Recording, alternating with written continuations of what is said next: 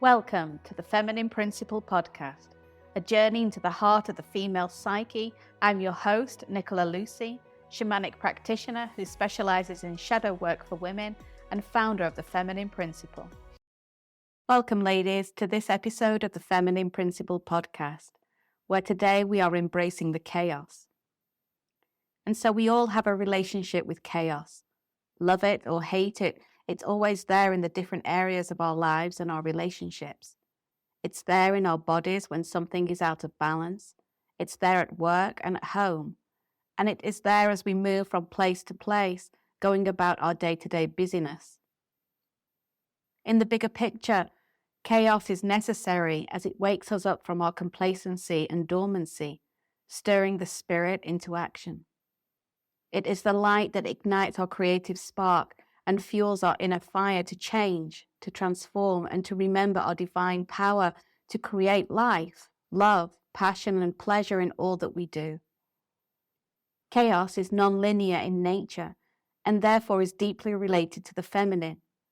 And when we give ourselves permission to really sit still within her, to lean into her chaotic and wild beauty, we know we can weather any storm because we are grounded and rooted within the self. And only here can we experience the true meaning of safety, security, and stability.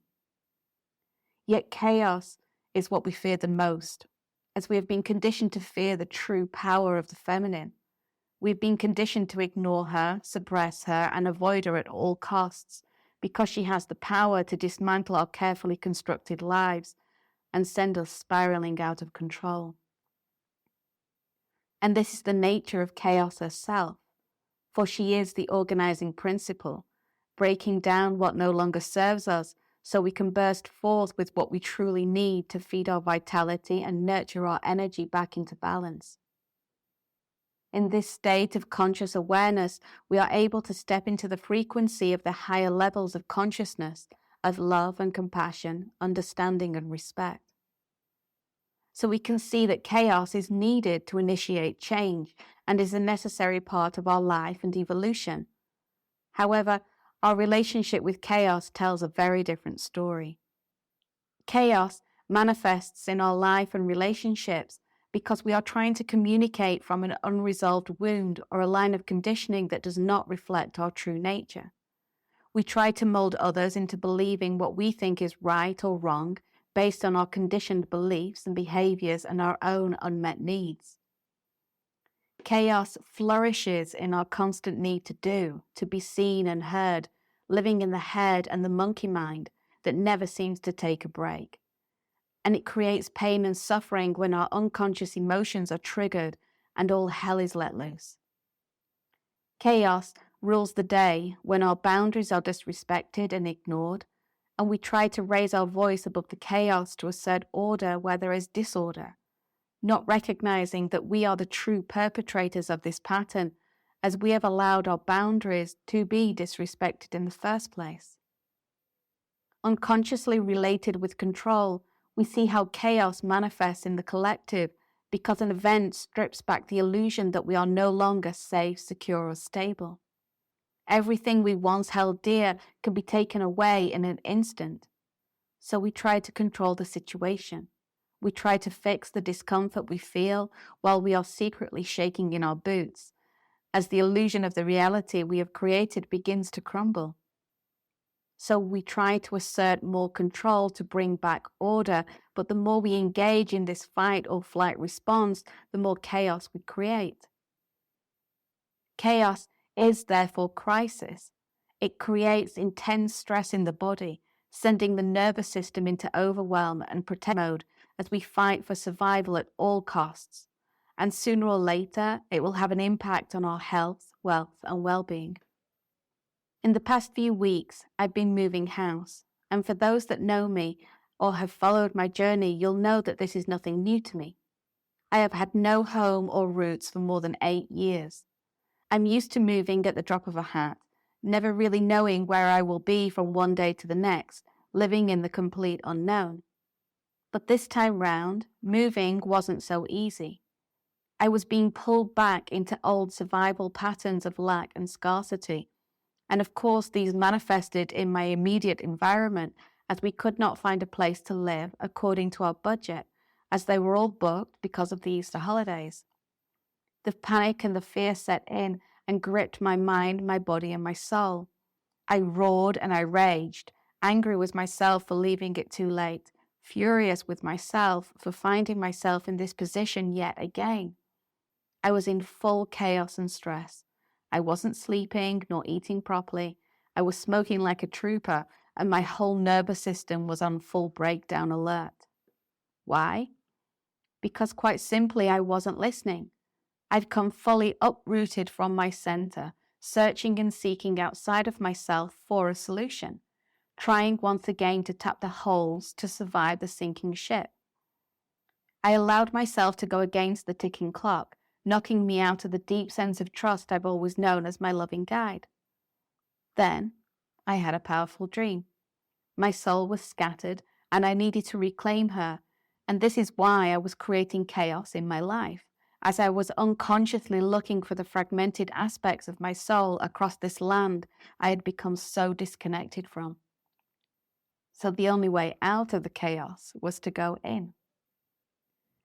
Survival is at the very root of the shadow side of chaos. We desperately try to survive against all odds, to hold on to the familiar, to what is known, because beyond is the unknown, and this challenges us more than we care to accept. We've always known survival. We've always known how to function in survival and stress. It's like an old friend we return back to time and time again.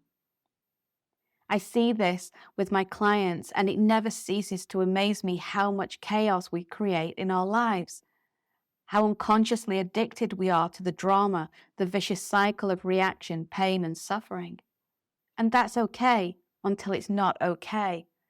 And in that moment, when they realize this divine truth and their own power of creating this chaotic stress dynamic through their patterns and choices, deep, powerful shifts occur and takes them into a whole new level of expansion and conscious awareness.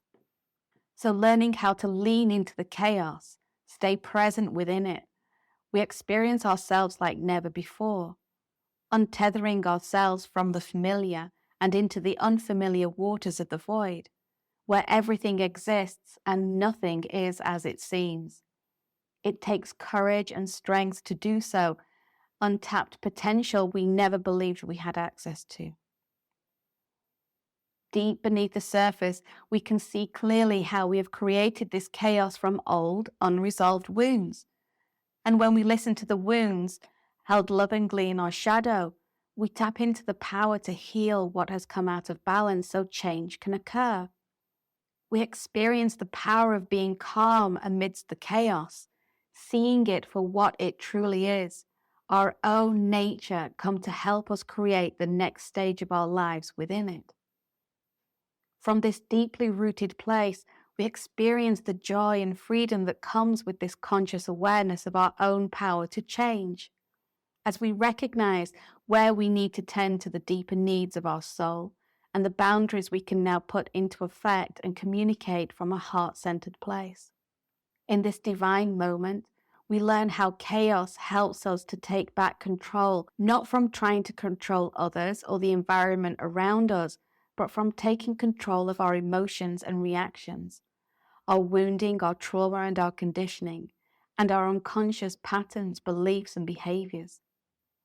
We are creating order in the disorder, not on the surface, but deep within, bringing back balance and a state of harmony we never thought possible. And this is where our true power resides, not in the doing or the fixing, but in the power of giving ourselves permission to lean into the chaos and staying still within it. No longer exhausted, trying to manage the chaos, we can actually receive the wisdom and energy we need to effectively create the reality we desire in a much more healthy and balanced way. And me? Having done the inner work, an offer came through effortlessly. And after a few minor bumps in the road, we returned to land I feel spiritually connected to and which has been part of my life for more than 2 decades. Because it is here where I need to do some deeper work so that I'll be ready when it's time to finally say goodbye. and move to lands far away. So let me ask you, how much chaos do you have in your life right now? What does it look like? What does it feel like? And what has it come to teach you about yourself? If you've enjoyed this episode of the Feminine Principle podcast, I invite you to join 600 plus women for the Notes from Your Shadow newsletter. Every Saturday, you'll receive wisdom and inspiration to help you fall in love with your shadow and have a deeper, more loving relationship with yourself, others, and Mother Earth.